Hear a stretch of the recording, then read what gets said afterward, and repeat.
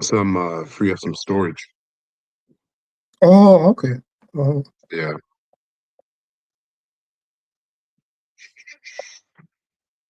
okay. All right, beautiful. All right, shalom, shalom, Shabbat shalom. First and foremost, we're going to start off this lesson by giving all praises and honor and glory to Yahweh, Well, Bahashem, Yahweh Shai, Shai, Bahashem, Hashem, Rachapadash. Rakakadash, Salaki. And double honors to the apostles, bishops, and elders of Great Millstone who rule well Mhm. and have taught this word in truth and sincerity. All right, and peace and mercy to the whole full elect, starting with 144,000. That's also pushing this word in truth and sincerity across the four corners of the earth. All right. So I'm your fellow servant Amath, and I got with me the elder brother Malak. And we're of GMS Toronto, coming at you again with another live lesson. All right, and this is going to be another edition of Doomsday Prophecies, as you know, we tie world events to Bible prophecy. Okay, and we're damn near at the end of Bible prophecy in the sense of the downfall of Babylon the Great, which is America, aka prophetically, spiritually America, okay, and the return of our Lord Yahweh Shai, as well as the MOTB. That is the next major prophecy, is the MOTB, the mark of the beast, which is the RFID chip. And you already have people throughout the four corners of the earth that are already chipped. Okay, go look that up for yourself. Okay, don't take my word for it, or take my word for it. I know what I'm saying is the truth. You got people who are already tripped, all right, across the four corners of the earth. But there's going to be an event, okay, a black swan event, okay, that will cause the world, as the prophecy dictates, the world, all right, to take the chip. And those who don't take the chip are the hopeful elect. Okay, those are the hopeful elect. So all roads right now are leading to the mark of the beast, which is also and also the downfall and the deliverance, the downfall of America and the deliverance of the Israelites, starting with the elect, really, on this side. Real quick, let me get that preset. Matter of fact,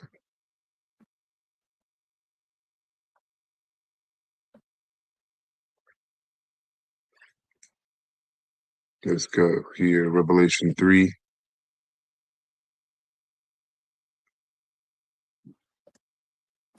Okay, so Revelation 3 and 10, okay? And this is in the King James. It says, because thou hast kept the word of my patience, right? So we clung to this truth, and ultimately we didn't bow the knee to Esau, Edom, and take the chip, okay? It says, I will also keep thee from the hour of temptation, okay? Slack. Let me read that again. It says, Revelation 3:10, because thou hast kept the word of my patience, right? So basically, we need to take our hands off the plow, okay? Which is teaching this word day in and day out, in season, out of season, okay? I also will keep thee from the hour of temptation, okay? Which shall come upon all the world to try them that dwell upon the earth, okay? And the hour of temptation is that time where uh, um, this devil will come down having great wrath, okay, and knowing that he has a short time, okay, and he's going to be chipping everybody, and if they reject the chip, guess what? He's going to put them to death. He's going to kill them, okay. But the Lord, as He said, He will keep us, the whole full from that time, the hour of temptation, which means He's going to be with us via the Holy Spirit, okay. And it says, verse 11, behold, I come quickly. Hold that fast which thou hast, that no man take that crown. And what is that? This truth. Okay. That's right. Hold on to this truth as it is. Okay. And as it has been taught to us. Beautiful. Okay. Because there's a lot of confusion. More confusion is going to rise up as we get closer and closer to the hour of temptation. Okay. Like Apostle Har says, this is going to cause a major shakeup among the world, but especially among Israel. Okay, because the majority of Israel reject the mark of the beast for what it really is, which is the horrified Egypt. That's right. Okay. All right. You got something you want to bring out? And then we'll get this clip. Khan. Yeah, before we get into it, beautiful. Perfect, because I'm going to go to the book of Wisdom of Solomon, the 5th chapter, and I'd like to read the first 3 verses. Okay, because, going into the title, the sudden fall of Babylon, the destruction of Babylon, America is finished. So, with the elect going into the hour of temptation and how the Lord is going to bring the elect through this. So, real quick. So, this is Wisdom of Solomon, KJV. And I'm going to read from the first verse to about the third or fourth verse.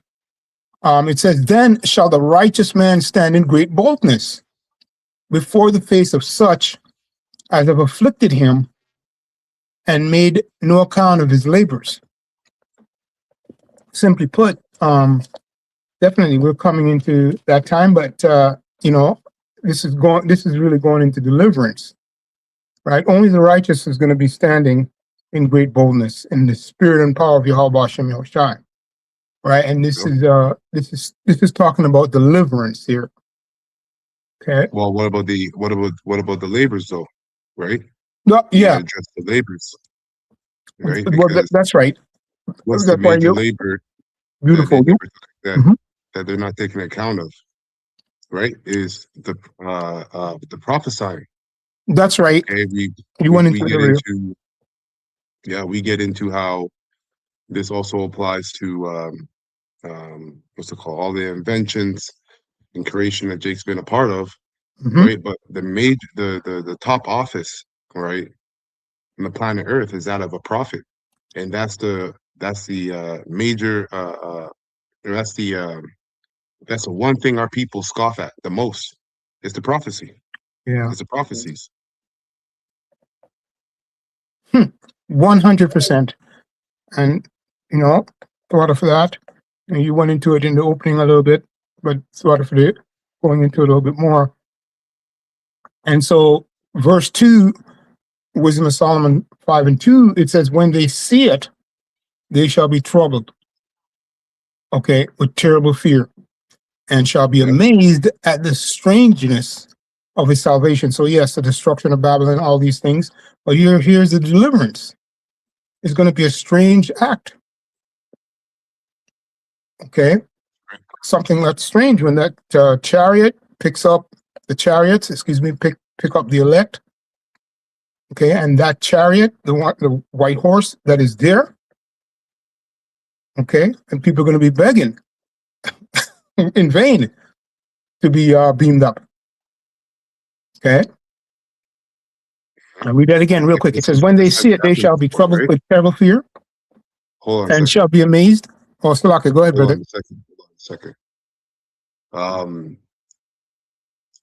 Yeah, read that again. Read it again. Yeah, I'll read it again. It says, "When they see it, they shall be troubled with terrible fear, and shall be amazed at the strangeness of his salvation, so far beyond all that they looked for." Okay. Actually, that's all I'm going to read on that. Go ahead. No, go ahead. I'm not going to go into the other part of it. Might come back to that later. But yes, destruction to this place and deliverance for the Lord's elect. That's what the Lord says, right?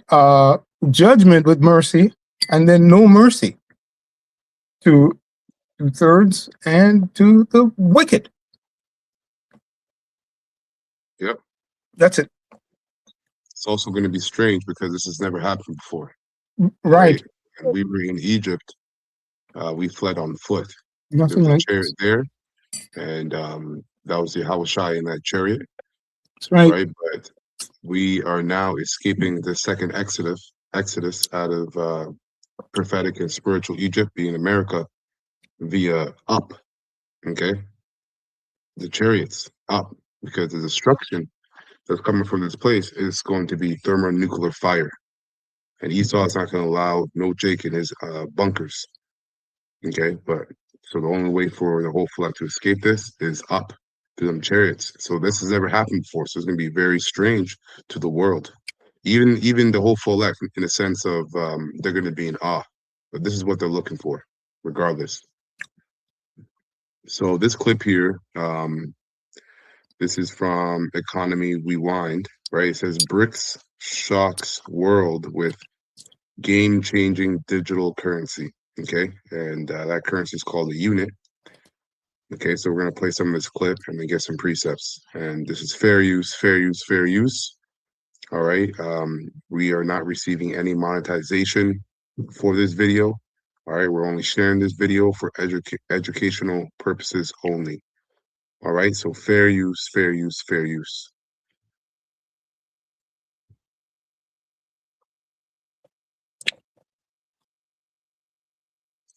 Going to reshape the entire global financial system. Something just happened in January 2026 that's going to reshape the entire global financial system.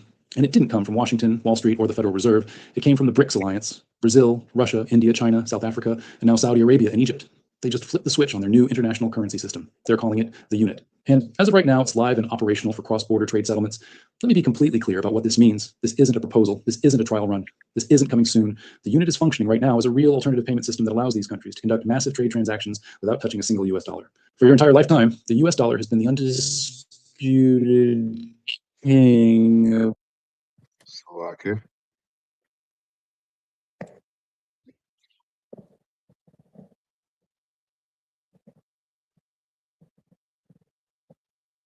global commerce. Without the unit is functionally clear about what this means. This isn't a proposal. This isn't a trial run. This isn't coming soon. The unit is functioning right now as a real alternative payment system that allows these countries to conduct massive trade transactions without touching a single US dollar. For your entire lifetime, the US dollar has been the undisputed king of global commerce. Nearly everything bought, sold, or traded internationally was priced and settled in dollars. It was the only system that mattered, the only game worth playing.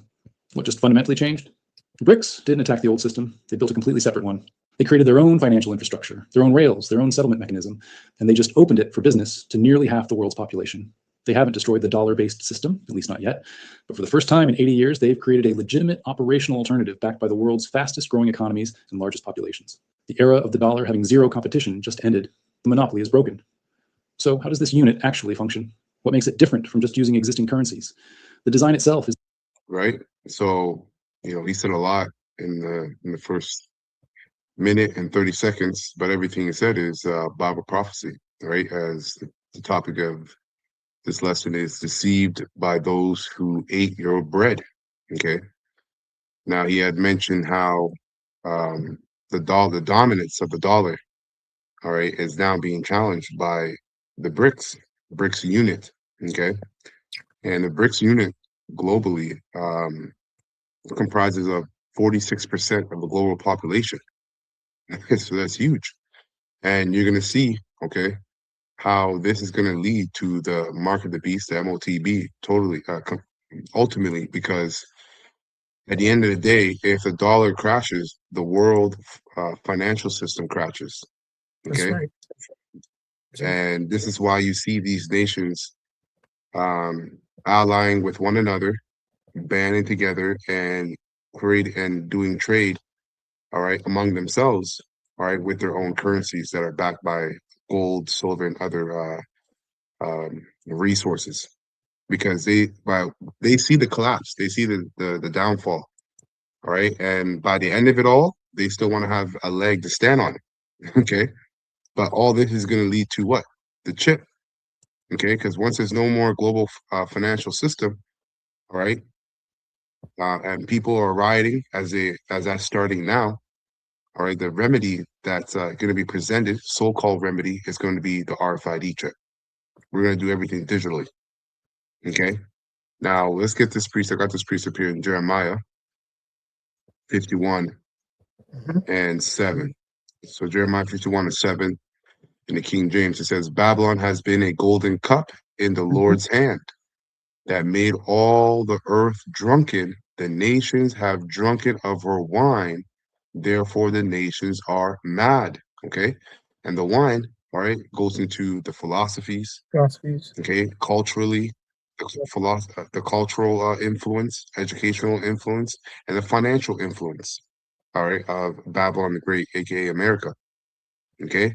Now, when you get this word mad, okay, in the Hebrew,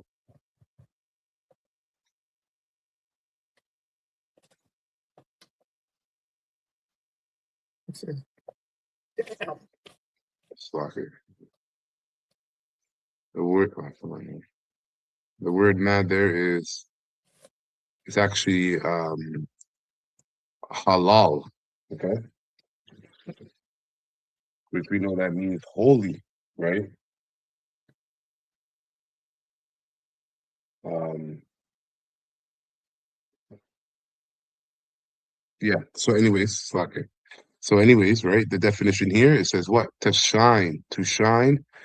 It says to praise, to boast, be boastful. Okay. mhm, To praise, to boast, to be proud. boastful. So when we go back and we read this, Jeremiah,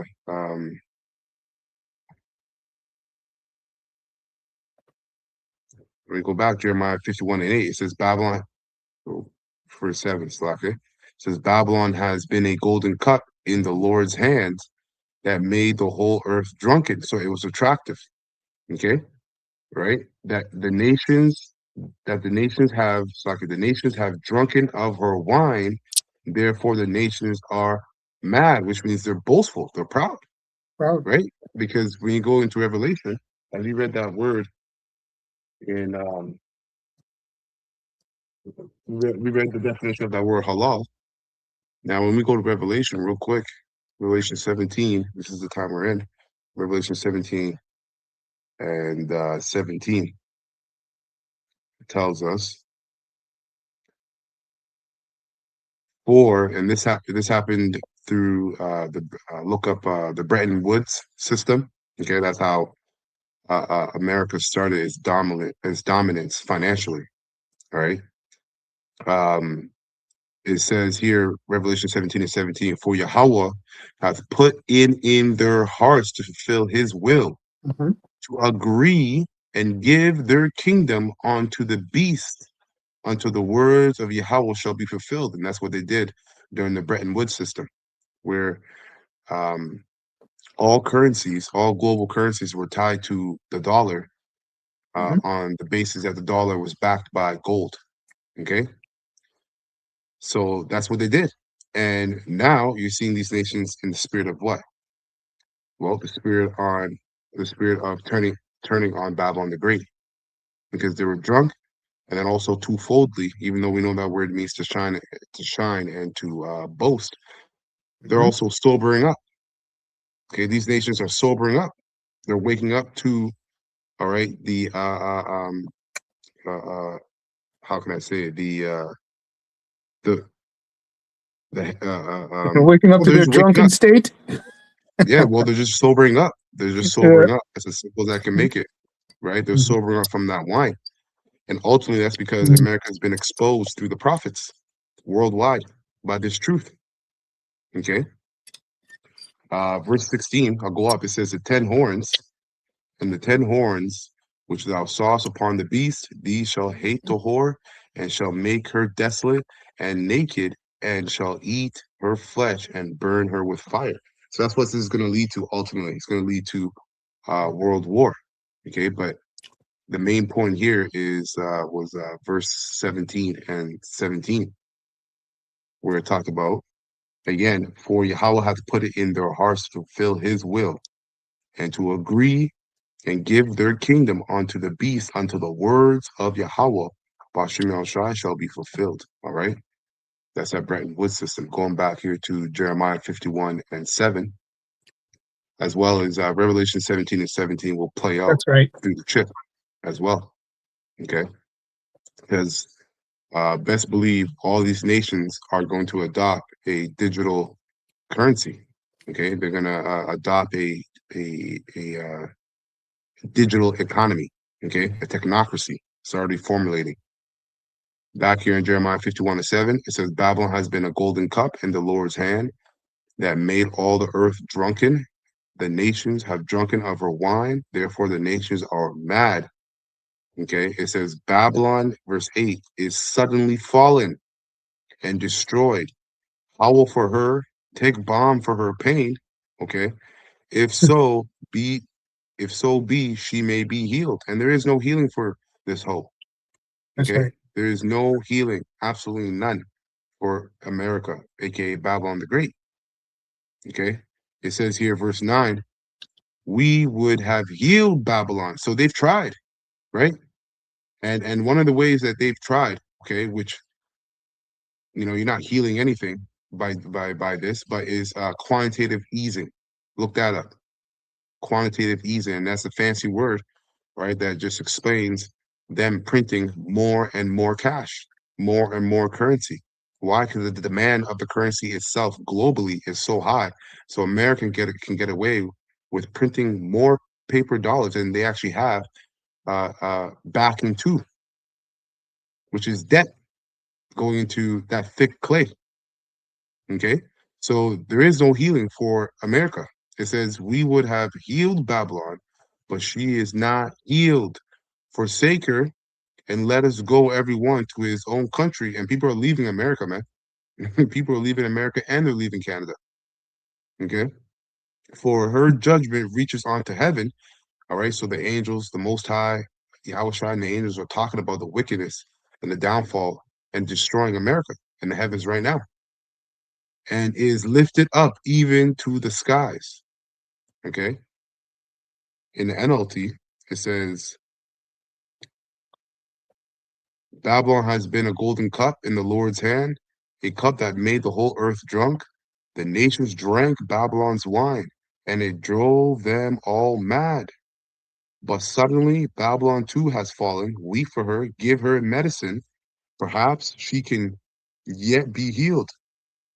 We would have helped her if we could, but nothing can save her now. That's right. Let her go, Judgment. abandon her, return now to your own land, for her punishment reaches to the heavens. It is so great, it cannot be measured. Okay? And Wow. all kinds of manners of wickedness happen in Babylon the Great daily Mm-mm. that we don't even, that we couldn't even really comprehend in these bodies. All right? Let that swirl around in your mind for a second. That's serious wickedness. All right? One more here. Take your time. This is Revelation 18 and 3. Beautiful. It tells us here, the King James, for all nations have drunk of the wine of the wrath of her fornication. And the kings of the earth, right, Woo. prime ministers and world leaders and rulers, have committed fornication. That's right. And how do they commit fornication? Financially. All right. They've done it financially, Spiritually. culturally, educationally, and Mhm. spiritually. Okay.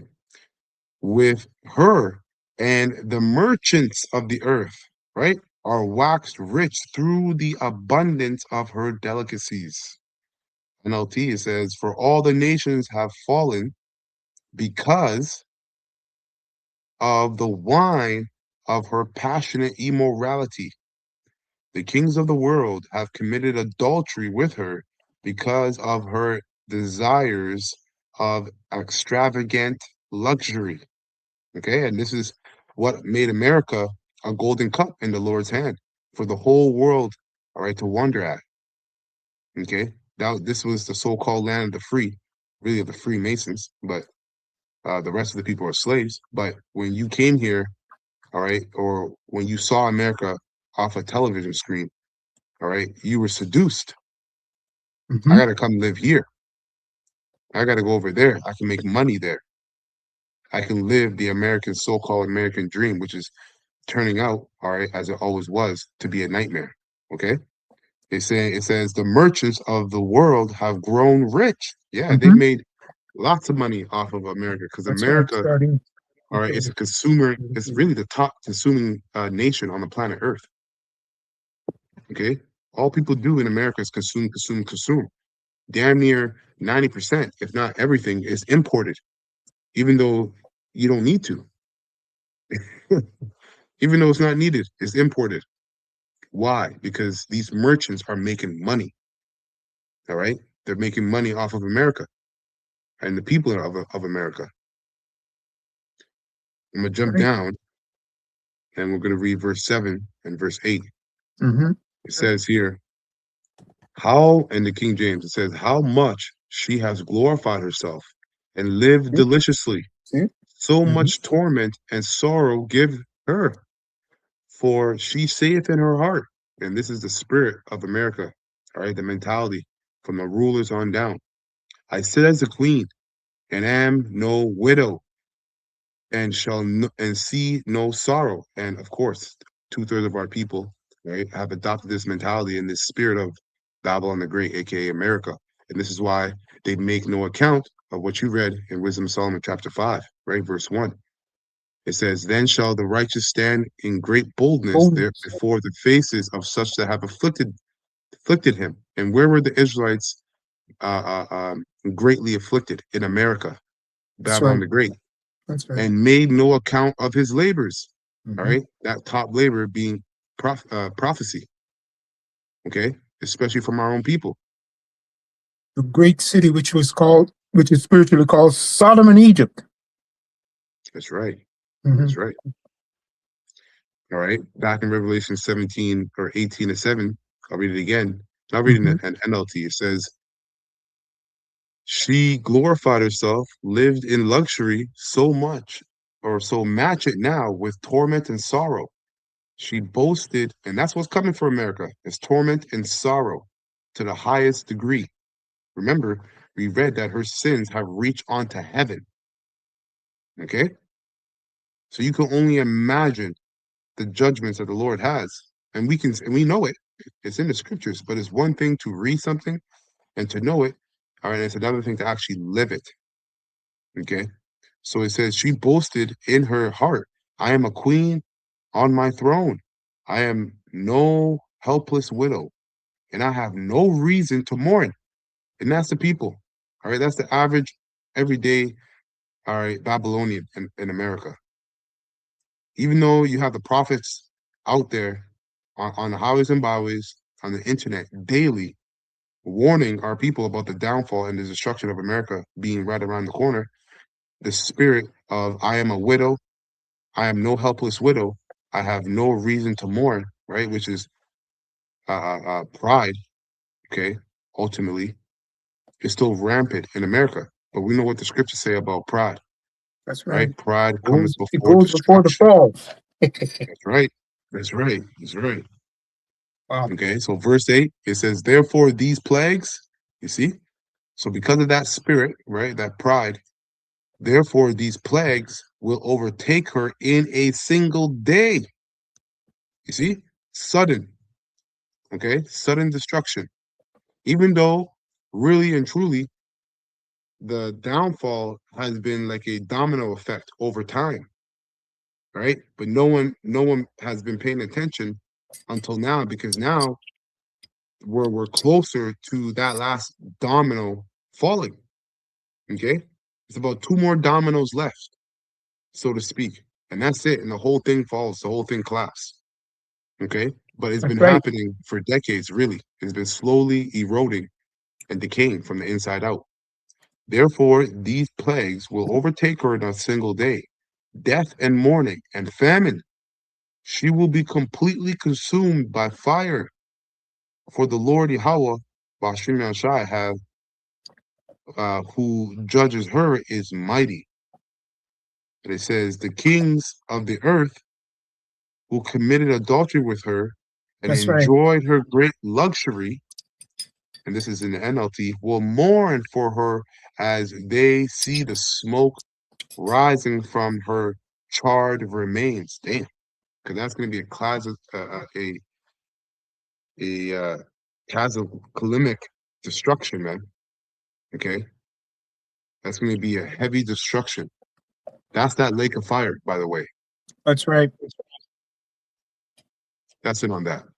Beautiful. I'll Boy, bring up chat after or you know what, Salaki, I know you got something. Let me no, quickly bring this out. take your time. Bring that out, because this is just a beautiful poetic justice. I'm going to say that, and you bring it out, brother. Fine. Poetic So this justice. is in chat, right? Take your time. Going into the golden cup, what we read in Jeremiah. Mm-hmm. So I asked it a couple questions, and it says here, it says the symbol, right? Babylon's golden cup.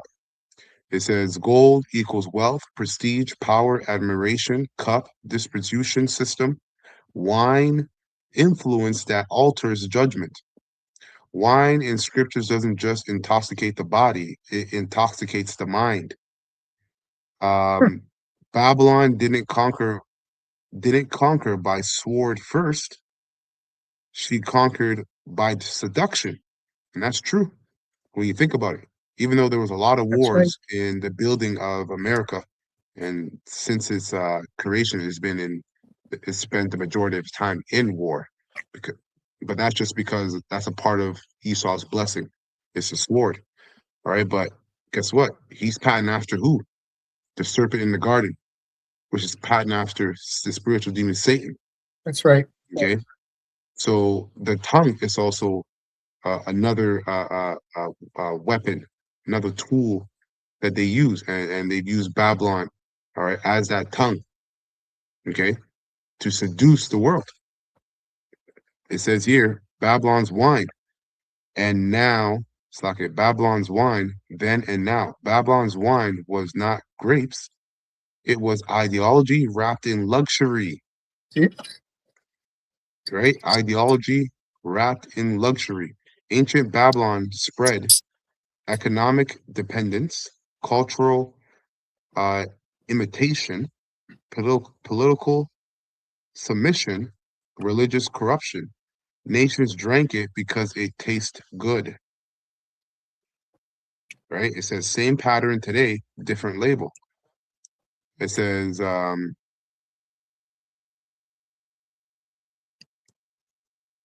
US, the modern parallel, America as system, not people. This is important. Scripture judges systems, not everyday citizens, but it does judge everyday citizens.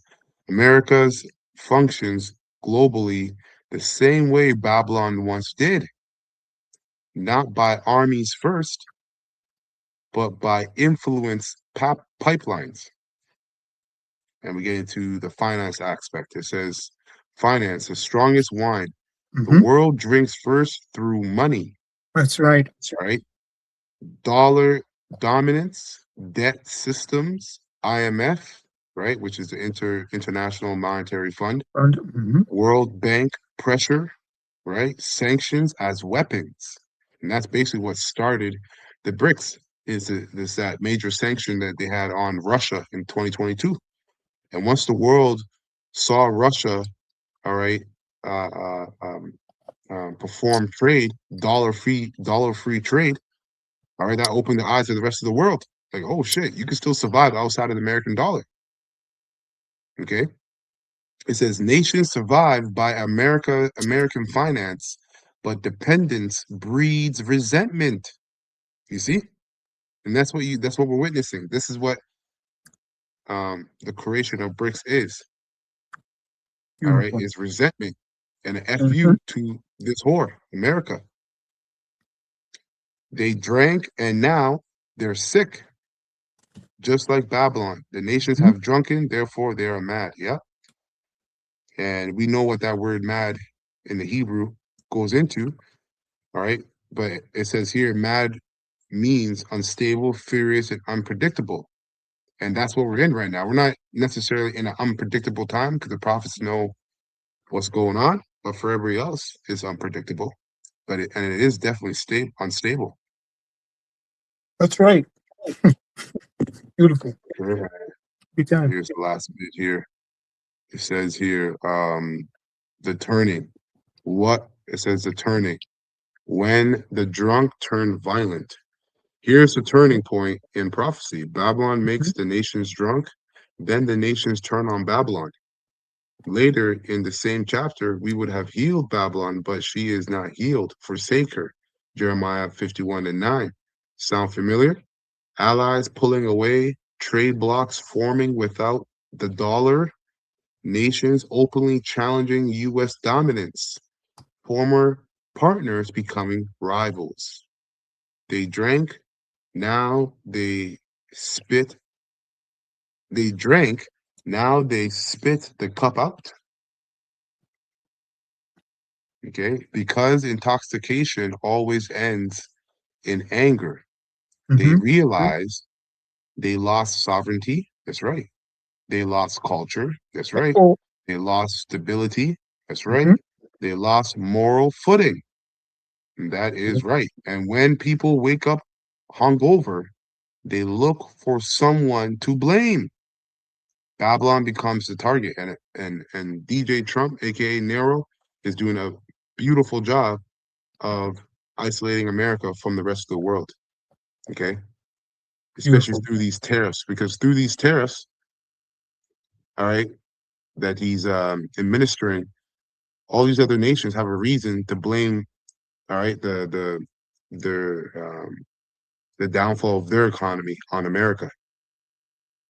Okay, all that does, tariffs, it just ruins the Americans. If they didn't already go out there and tell you what a tariff really is. It's a tax on the people in America of goods in America that Americans use, but they come from other nations. No balm for the pain. There's no getting out of it. Yep. Okay. This is the last bit here. Take your time. I'm a little It's all good. long-winded, That's but it all has to come out. It says the right. warning, not an insult, a signal. Babylon always falls the same way, not by invasion first, but by loss of legitimacy. When the world no longer believes in you, your gold turns to lead. That's right. Because it might have been gold on the outside, but on the inside, it's full of abominations. Okay. Jeremiah wasn't just talking about a city, he That's was right. describing how empires rot from influence That's overload. right. Too much wine, too much cups and raised, too much wine, too many cups raised, and too many minds altered. Then madness. That's right. Straight. That's it on that. Oh, beautiful. Wow. I have Psalm 76 on deck, and in my notes here, just gathering it, beautifully lined up. So you heard all the charges of Babylon. You hear all their crimes and how they're going to be judged. And Psalm 76, if you could go there, I'm going to start right in the middle of and just read to verse 12, NLT today, right? Because when you go into this wonderful Psalms, it was prophesying, right? It says a song to be accompanied by stringed instruments. And it says, Yahweh of power is honored in Judah. His name is great in Yashar Allah, it says, right? And I'm going to go right into the middle of the verse, starting at verse 8. Actually, start at verse 7 from the NLT today. Yep, you can read it. Yeah. Just read it. All right. The point is in the 12th verse, actually. It says, no wonder you are greatly feared. Who can stand before you when your anger explodes, right? Babylon is suddenly fallen. Anyway, we're going through that process, but there's going to be a big impact. Verse 8, it says, from heaven, here it is, you're sentenced. You sentence your enemies, all right? Earth trembled and stood silent before you. It's coming again. Verse 9, Psalm 76 and 9. This is why. Take your time. This is why we're prophesying, right, against the downfall of this place, because the censusing from heaven, That's right. has been made. So now, the prophets, being the witnesses and having the testimony, are testifying. Okay, the downfall of America, Babylon the Great. That's right. Straight. Wow. Verse 9, Psalm 76 and 9. Oh, let me just finish verse 8. It says, let me finish fully. It says, from heaven you sentence your enemies, the earth trembled and stood silent before you. Verse 9, you stand up to judge those who will do evil. O Yahweh our power, and to rescue the oppressed of the earth. Verse 10, right? It says here, I hate when you use that term. You have the split screen, you can see it. It says, human defiance only enhances your glory, for you see it as a weapon. So we talked about the height of his, we read from chat and so forth like that when we went into the scriptures, and then we read from chat in regards to these crimes, right? And it talks about the number one thing that I think it was finance, and morally they're proud. These machines are proud. These people are proud. Okay, built in. Right, but the Lord is going to use that as a weapon. Simply Yep. put. Okay, so Yeah, downfall. well, Go ahead. Take your time. well, it says human defiance only enhances your glory, hmm or you use it as a weapon. And this is what he did with ancient Egypt, right? He told Mhm. Moses that I'm gonna tell you to tell Pharaoh to let the Israelites go, but I'm gonna make Pharaoh stubborn, proud, That's right. harden his heart up, so I can magnify my name. That's right. So that's what the Lord is doing with America. All right, 2/3 of our people, and he saw even the heathens. He's letting them and increasing, all right, their proudness and their pride, so that he could use it as a weapon on them and glorify his name and his son's name. Straight. Psalm 76 and 11. Make vows to Yahweh Hashem Yahushua our power and keep them, that every one bring tribute to the awesome one. Right? And here it is, final verse, Psalm 76 and 12. It says, for he breaks the pride of princes, and the kings of the earth fear him. So yes, going into that bricks and stuff, and Babylon, we know they fear him, right? Mhm. We know they fear him, and our power is going to definitely bring that to pass. So actually, it's for the elect to witness that on this side, witness his power. Simply put, over these, creatures that he created. But anyway, that's it, brother. Fine. So we'll go back here in this clip. Mhm. Is the entire strategy, and it's brilliant in its simplicity. It is built on two foundational pillars that address the two biggest concerns countries have about any new currency: stability and sovereignty. First pillar, gold backing. A full 40% of the unit as value is pegged directly to physical gold held in secure vaults across BRICS nations. This isn't paper gold. This isn't gold certificates or ETFs. This is actual physical metal that can be audited and verified. This is their way of saying to the world, this currency is anchored to something real, something that has held value for 5,000 years, something the entire planet already trusts regardless of politics. It's their credibility anchor. The other 60%, and this is where the strategy gets really sophisticated, is backed by a weighted basket of BRICS national currencies: Chinese yuan, Indian rupee, Russian ruble, Brazilian real, South African rand. This is their big bet on the future. This component says our combined economic power, our natural resources, our manufacturing capacity, our growing consumer markets, our combined GDP of over $28 trillion, that's strong enough to support a global reserve currency. So the unit is engineered as 40% safety through ancient trusted gold and 60% growth potential through the rising economic power of the developing world.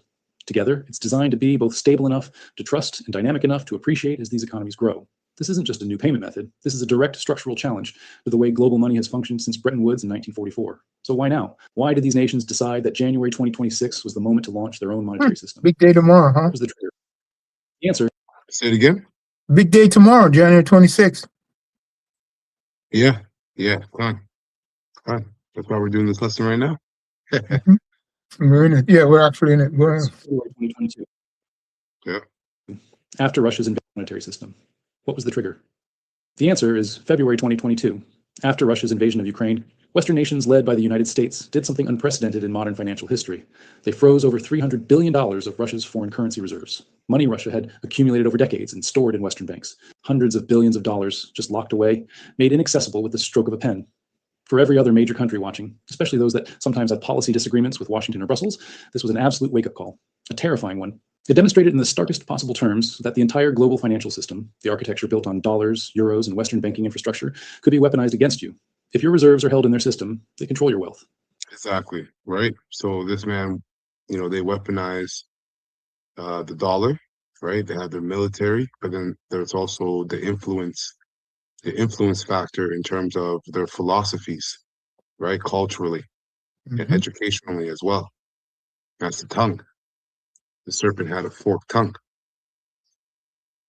Right. If it could happen to Russia, a nuclear-armed G20, if your reserves are held in their system, they control your wealth. And if it could happen to Russia, a nuclear-armed G20 economy, it could happen to anyone.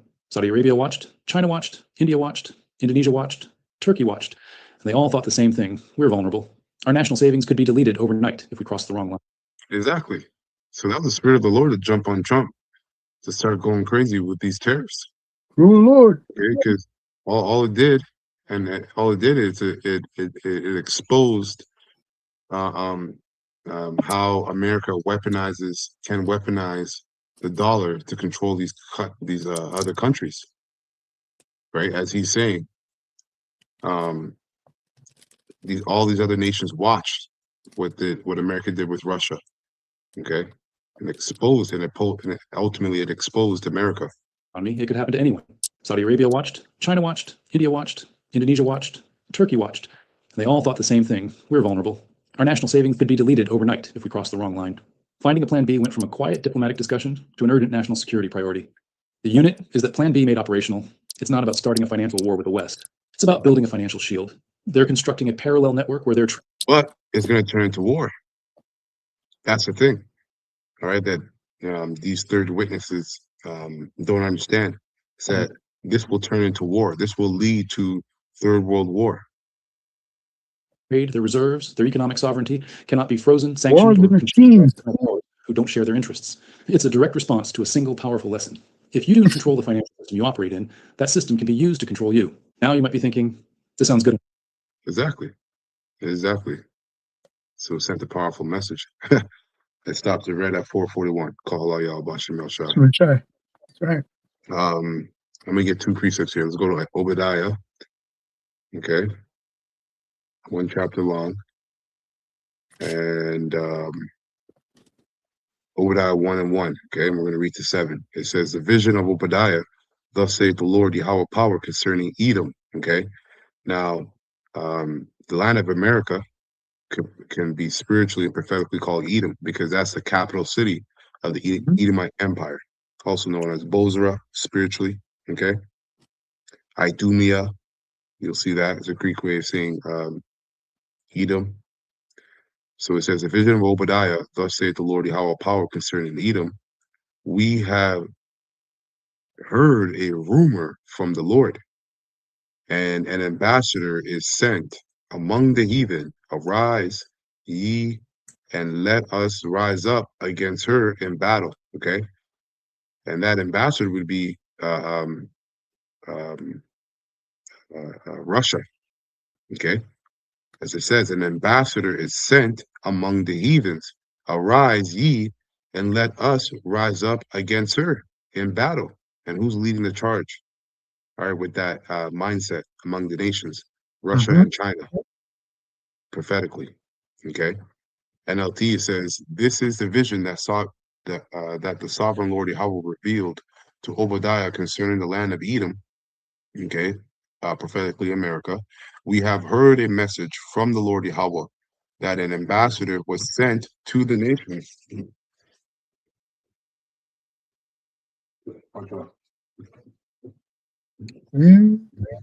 So like it says, we have heard a message from the Lord Yahweh that an ambassador was sent to the nations to say, get ready, everyone, let's assemble our armies and attack Edom. Okay. It says, and what we're witnessing with BRICS, and the creation of the BRICS unit, which is a new currency, this is a financial war, okay, or economic war. And then it's going to turn into a military war, all right, that includes ICBM missiles. Okay. But like I said earlier, all right, the collapse and the downfall of the American dollar is going to lead, all right, to the chip, the hour of temptation, the MOTB, Revelation 13 to 16 on down. Mhm. Okay. Because when you go a little deeper, the leaders of all these nations throughout the world, all right, they all are working together to bring about that new world order, to bring about the new world order via the RFID chip. Okay, so they're all getting the same script, Mhm.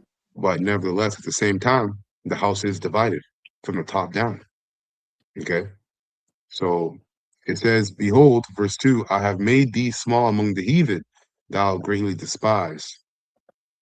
And you know what? I'm actually going to continue in the NLT down to verse 7. It says, "The Lord says to Edom, I will cut you down to size among the nations. Mhm. You will be greatly despised. You have been deceived by your own pride because you live in a rock fortress and make your home high in the mountains. Who can ever reach way up here? You ask boastfully, right?" And the Edomites, and primarily Amalek, they actually lived like this. Okay, Mhm. ancient in the ancient world. Okay, so that's just the spirit they got. But in King James says, "The pride of thine heart has deceived thee, thou that dwellest in the clefts of the rocks, whose habitation is high, that saith in his heart, who shall bring me down to the ground? Okay.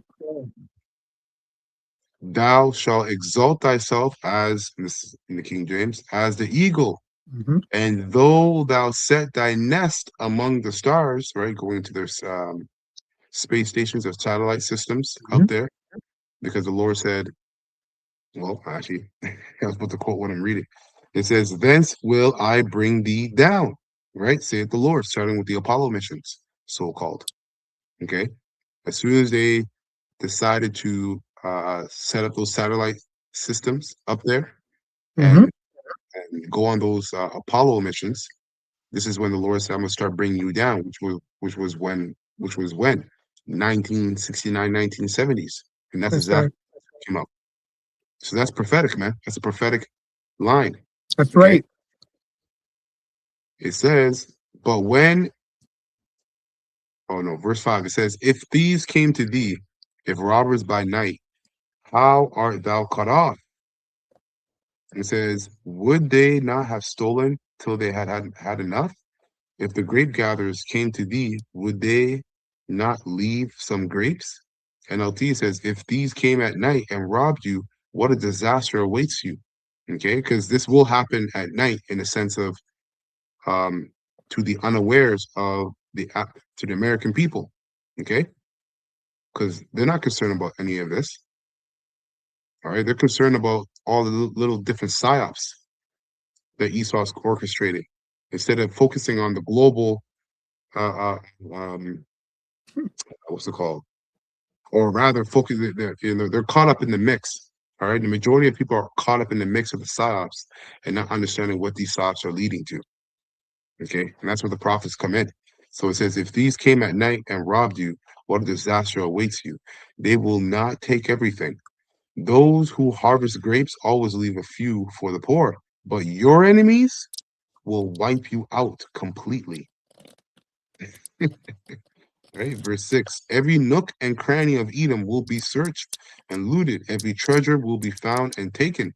King James, it says, how are the things of Esau searched out?" Mhm. And this is going into Esau being exposed. Okay.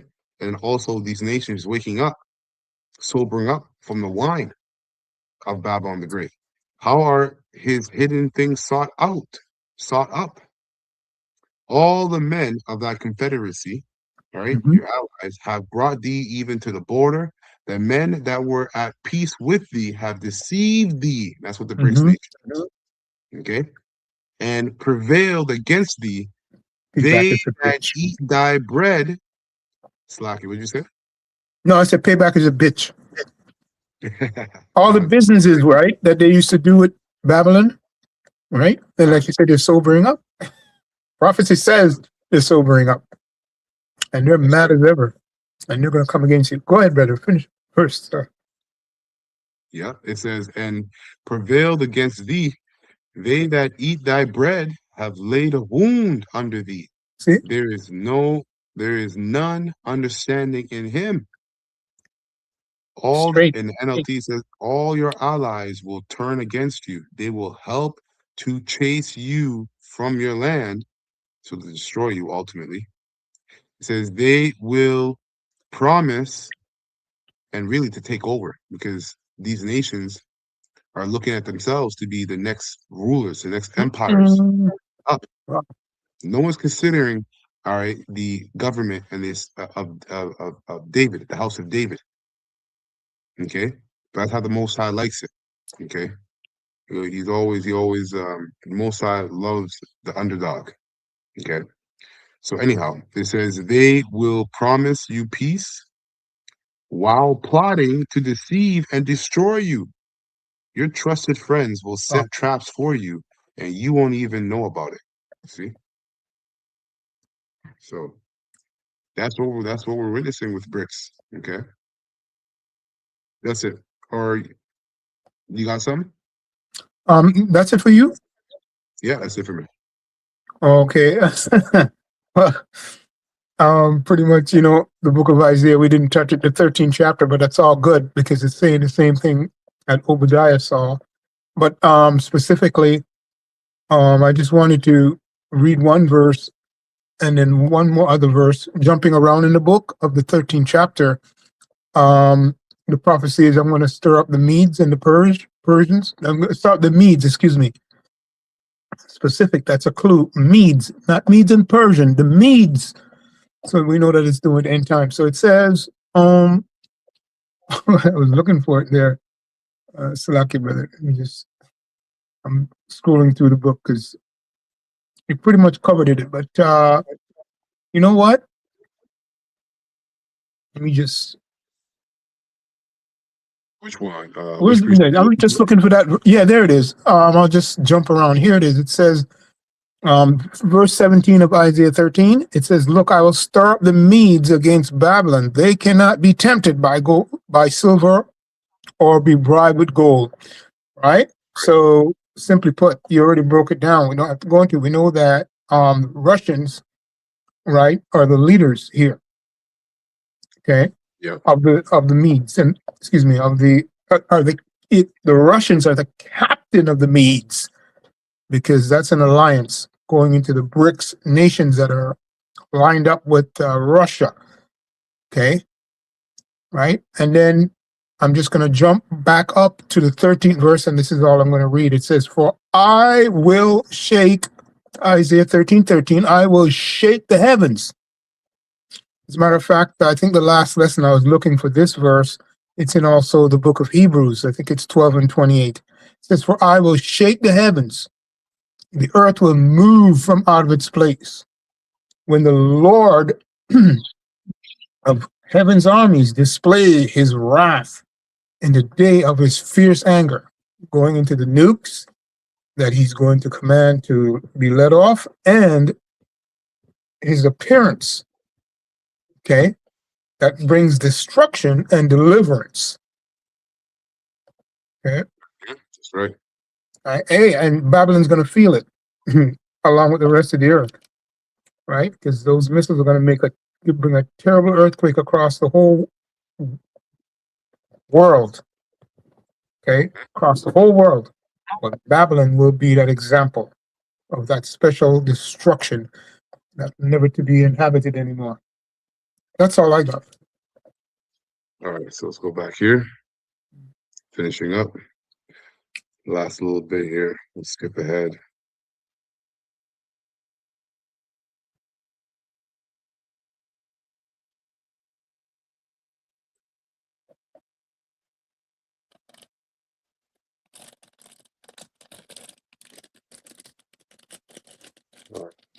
Okay. Demand for dollar-denominated assets.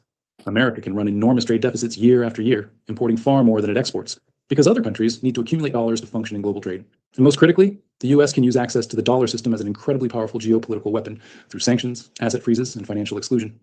The BRICS unit is a direct, calculated challenge to that entire arrangement.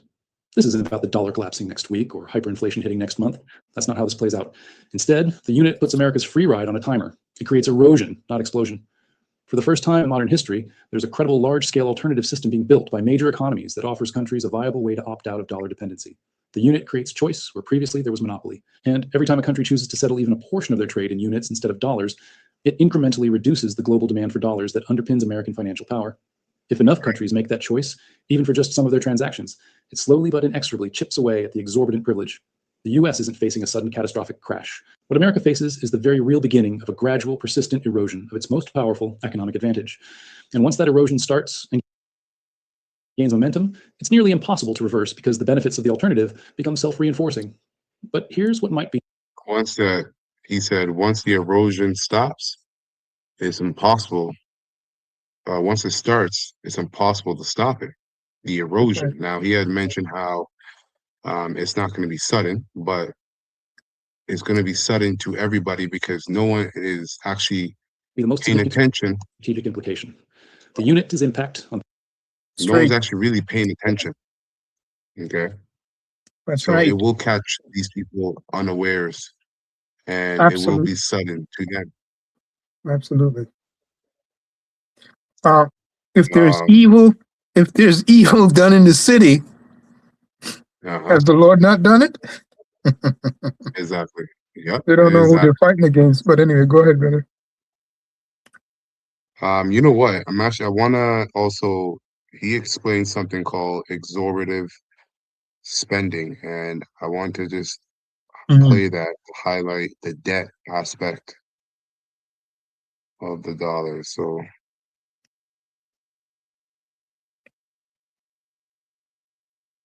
let's go here. if the unit achieves widespread adoption.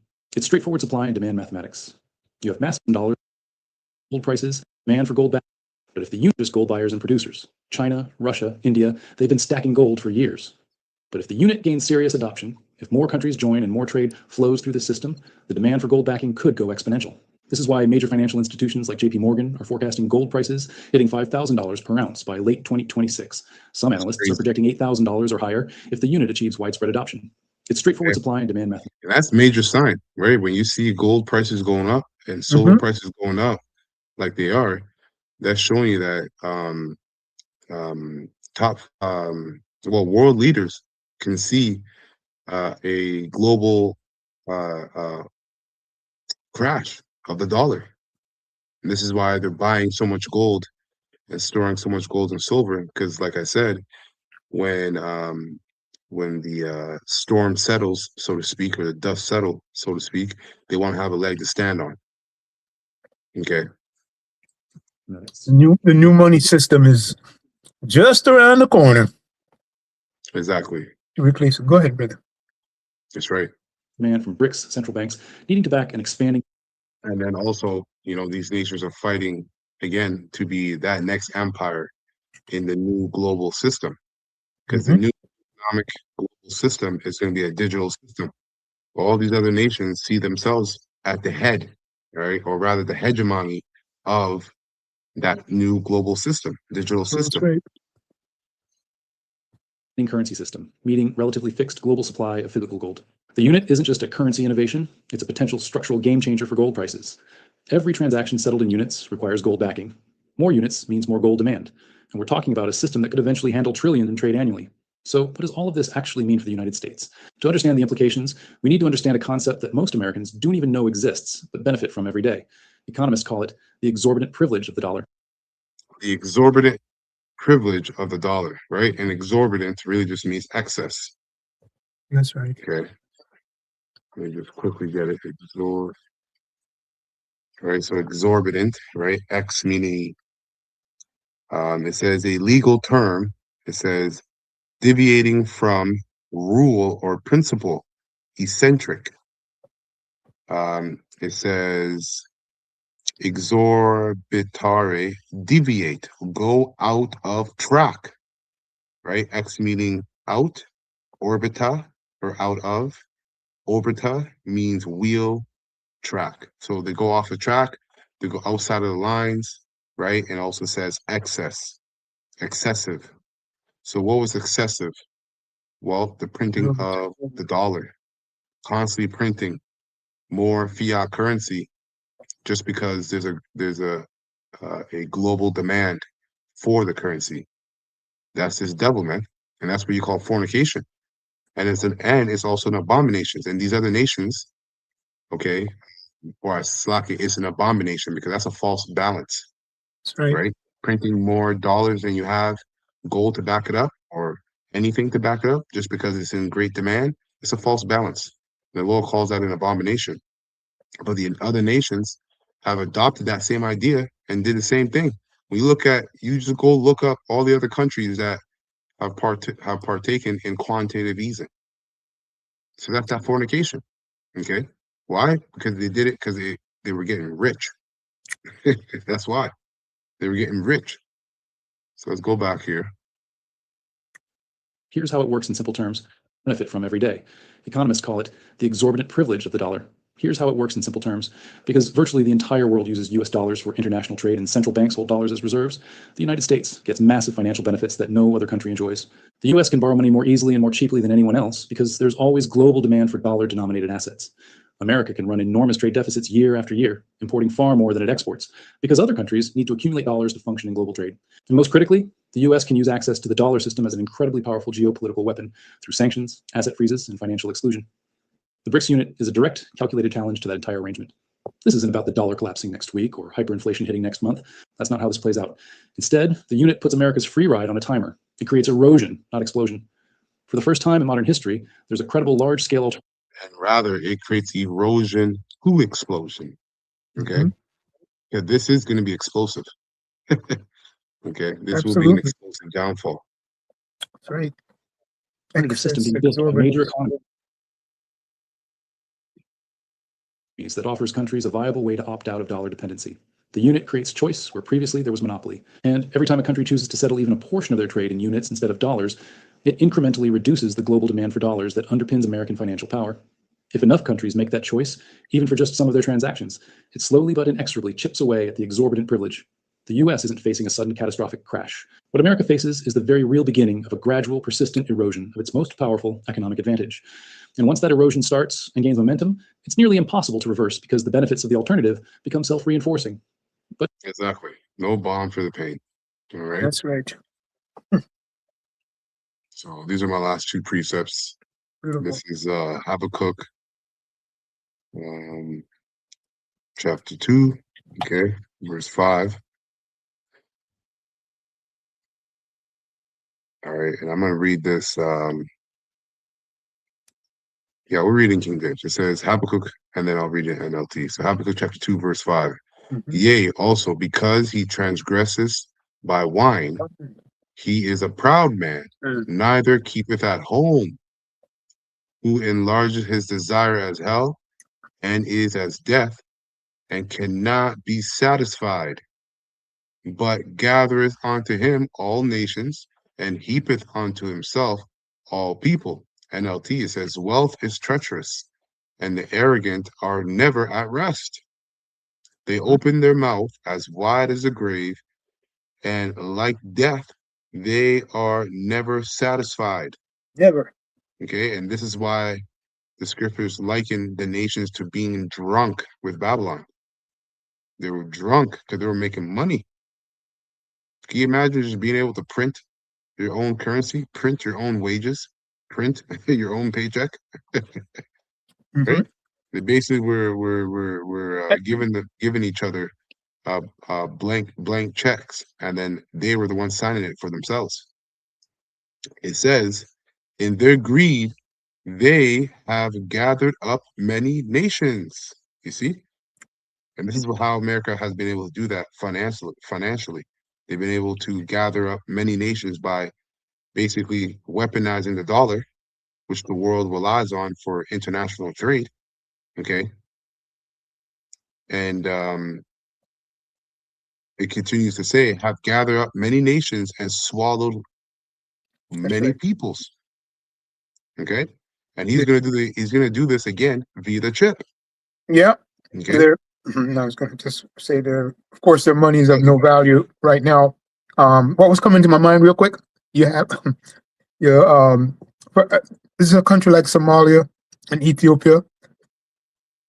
If you can carry let's say $100 in a barrel, right? But there's countless amount of notes.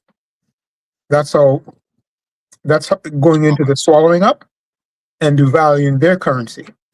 And as you said, and prophesied, they've woken up to this. They've been woken up a long time, and they realize that they have to come together to go, to go against this man, right? Yeah, because the whole system is devalued, and you did bring it out in regards to the finances, right? Yep, It's the number one thing. that's right. The Verse the 6. number one thing outside of outside of the slaves, that's the souls that are working, but that's the number one corruption. Go ahead, brother. Yep. Well, that's how you create slaves, through debt. Put them in debt. Yep. It says Habakkuk 2 and 6, but soon their captives will taunt them. You see? All right? Their captives will taunt them. That's right. They will mock, starting with us. All right? We're also captives. Okay? But we're about, and it's the scripture say the captive hasteneth to be loose. Okay? That's starting with the prophets, the hopeful elect of the nation of Israel. And guess what? These other nations too. They're looking to be loose, all right, by the dominance of the dollar. Okay. So it says, but soon their captives will taunt them. They will mock them, saying, what sorrow awaits you thieves? Now you will get what you deserve. You've become rich by extortion. But how much longer can this go on? That's right. Verse 7. Suddenly your debtors, right?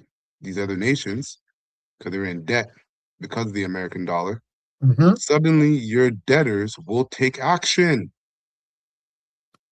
You hear that? We're witnessing prophecy play out right before our eyes, man. Okay. They will turn on you and take all you have while you stand trembling and helpless. You see that? And that's right. America right now. When you go into the BRICS accounts for, I think, almost 50% of the world's population. That's like almost 4 billion people.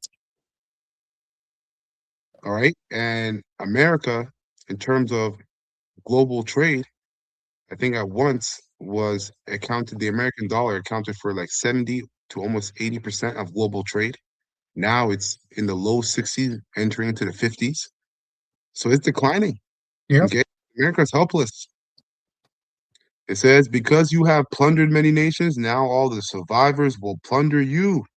You committed murder throughout the countryside and filled towns with violence.